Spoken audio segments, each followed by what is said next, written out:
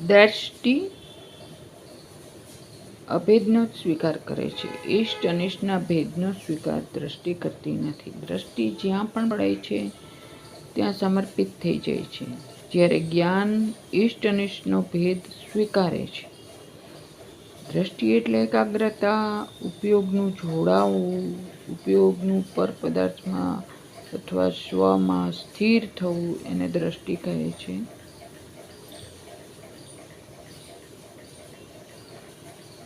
જો દ્રષ્ટિ પરદ્રવ્ય પર દ્રષ્ટિ પડે છે ત્યારે પરદ્રવ્ય જોડે ઉપયોગ જોડાઈ જાય છે. ઉપયોગ જોડાય છે એટલે રાગની ઉત્પત્તિ થાય છે ને એ રાગમાં દ્રષ્ટિ સમર્પિત થઈ જાય છે.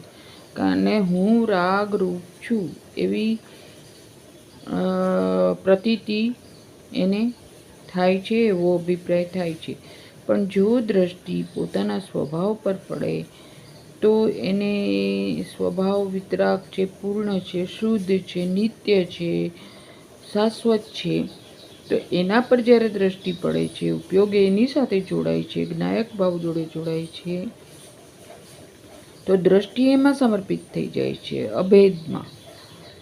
દ્રષ્ટિ જ્યારે રાગ જોડે જોડાય છે ત્યારે રાગ જોડે સમર્પિત થાય ને હું રાગરૂપ છું. તો રાગ તો અનિત્ય છે, અશુદ્ધ છે, શુદ્ધ છે, વિવિધતાપૂર્ણ છે.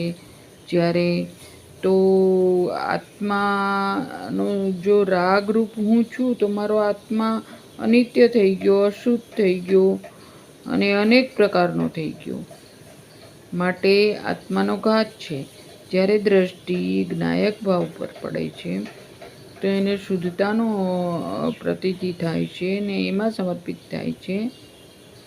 માટે જ આચાર્ય દ્રષ્ટિ બદલવાનું કહે છે. બાકી બધું આખું જગત વ્યવસ્થિત છે, માત્ર દ્રષ્ટિ બદલવાની છે.